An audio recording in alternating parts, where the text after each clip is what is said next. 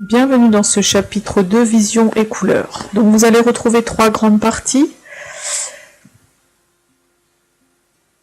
Les couleurs spectrales et les couleurs perçues. Ensuite, comment l'œil voit-il les couleurs. Et enfin, un objet n'a-t-il qu'une seule couleur ou là ou les couleurs d'un objet. Donc dans un premier temps, les couleurs spectrales et les couleurs perçues. Des rappels et un petit peu de vocabulaire. Donc sur les sources de lumière, vous en avez vu deux au collège. Les sources de lumière primaires et secondaires. Les primaires sont capables d'émettre la lumière qu'elles fabriquent, alors que les sources secondaires diffusent la lumière qu'elles reçoivent d'une autre source, c'est-à-dire une source primaire. On continue par les couleurs spectrales, par une expérience historique, celle de Newton, qui fait passer un faisceau de lumière au travers d'un prisme, et à la sortie, il constate que la lumière s'est décomposée en une série de quelques couleurs. La même expérience au laboratoire, donc que je vous montrerai, donc des lentilles, un prisme, et voilà, le zoom de la partie entourée, donc parce que ce n'est pas une expérience facile. Effectivement, vous avez là aussi, exactement pareil que lui, la décomposition de la lumière par le prisme. Donc les couleurs spectrales, lumière blanche et couleur du spectre.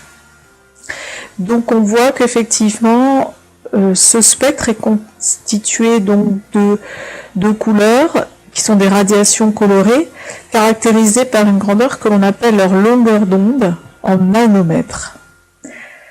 Donc comment on obtient les couleurs spectrales? Par décomposition par un prisme ou un réseau. Donc maintenant, vous voyez ici deux objets, une lampe à vapeur de sodium utilisée et le soleil. Deux mêmes couleurs, et voici les spectres de chacune de ces sources. La première, celle du sodium, la deuxième, celle du soleil. Donc je vous pose la question suivante. Peut-on dire que couleur perçue égale couleur spectrale? Donc j'attends votre réponse, vous pouvez mettre sur pause un petit peu, préparer votre réponse.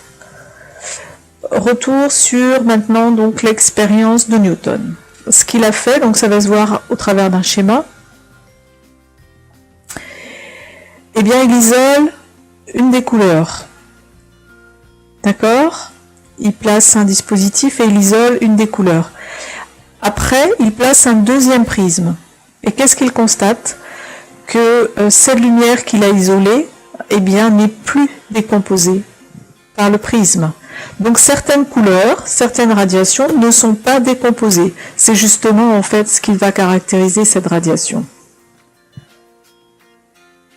Maintenant, on va être amené à se poser.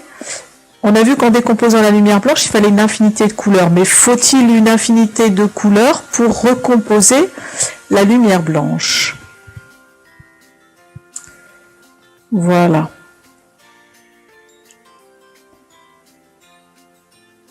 Donc ici, vous avez ce qu'on appelle une lanterne. On a superposé du rouge et du vert. On obtient, je vais vous l'indiquer sur la vidéo, la superposition de ces deux lumières colorées, on devine du jaune. Donc je dis bien, on est en train de superposer des lumières. Maintenant, on fait la même chose avec du vert et du bleu. On va obtenir du cyan. Alors ce n'est pas facile à voir.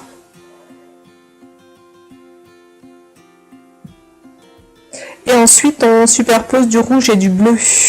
On obtient en fait du magenta. Il est là. Donc maintenant on va superposer les trois couleurs, rouge, vert et bleu. Voilà, le vert, le bleu, le rouge. Je vais vous indiquer où se situe le cyan. Où se situe le magenta? Où se situe le blanc? Je vous pose la question, où est situé donc le jaune? Bien sûr, vous vous aiderez de ce que vous avez vu précédemment. Superposition de lumière colorée dans la partie précédente. Donc maintenant, je vais faire le tri de ce que l'on a vu. Pour obtenir de la lumière blanche par addition, c'est-à-dire par superposition de lumière colorée, eh bien, il suffit de 3 lumières colorées qui sont dites primaires. le rouge, le vert et le bleu. Donc, quelques éléments de définition. C'est ce que l'on appelle la synthèse additive, puisque c'est par superposition. C'est par superposition de ces trois lumières colorées que l'on va obtenir d'autres couleurs. Le rouge, le vert et le bleu sont dans ce cas, et pour les physiciens, les trois couleurs primaires. Le magenta, le cyan et le jaune sont alors les couleurs complémentaires. On va se poser la question, mais pourquoi dit-on complémentaire? Donc là, la synthèse additive sous les feux des projecteurs. Et je vous pose la question, quelle lumière obtient-on par addition de lumière colorée pour chacune des trois doubles flèches, c'est-à-dire rouge et cyan par exemple? Donc je vous ai posé la question, maintenant je vous fais remarquer. Voilà, on a une autre représentation. On a superposé trois filtres colorés de couleurs cyan, magenta et jaune, qui étaient les couleurs complémentaires. Voilà, donc la suite à la prochaine vidéo, couleur perçue des objets.